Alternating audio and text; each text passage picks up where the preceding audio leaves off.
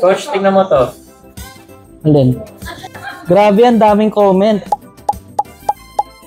Paano ang pag-register sa BIR? Or mahirap ba mag-register sa BIR?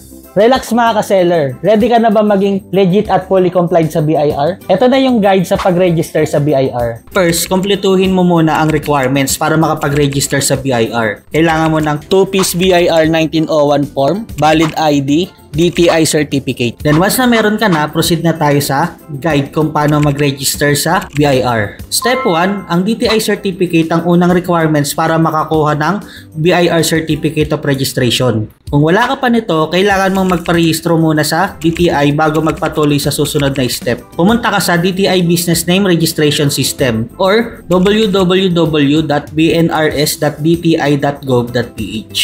Step 2, pagdating sa BIR, itanong sa customer service ang RDO mo. Ang RDO is nakabase sa iyong location at dito ipaprocess ang registration mo. Meanwhile, mag-fill up ka na ng 2 set ng BIR form mo na 1901 at make sure dala ang original at photocopy ng DTI certificate at valid ID mo. Step 3, pagdating sa BIR RDO, pumunta sa counter para kumuha ng number at hintayin ang tawag para sa processing. Habang naghihintay, siguraduhin kompleto ang iyong BIR form na 1901 na 2 set, DTI certificate na original at photocopy at valid ID para maging mabilis at maayos ang proseso. Step 4, kapag natawag na ang number mo, pumunta ka agad sa counter at makipag-coordinate sa officer na naka-assign sa'yo. Sundin ang instruction nila para sa smooth na COR registration. Step 5, i-explain mo sa officer ang transaction mo at ibigay ang 2 set of BIR form 1901, valid ID at DTI certificate. Tatanungin ka nila kung anong purpose ng COR. Kaya pwede mong sabihin na nag-open ka ng COR mo para sa sisimulan mong online business sa Lazada, Shopee o TikTok.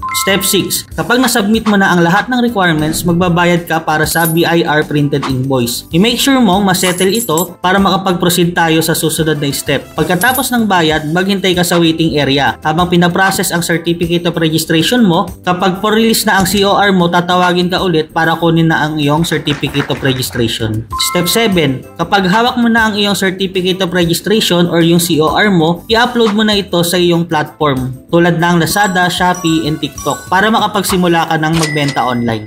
Congrats mga ka-seller, nasundan niyo yung guide.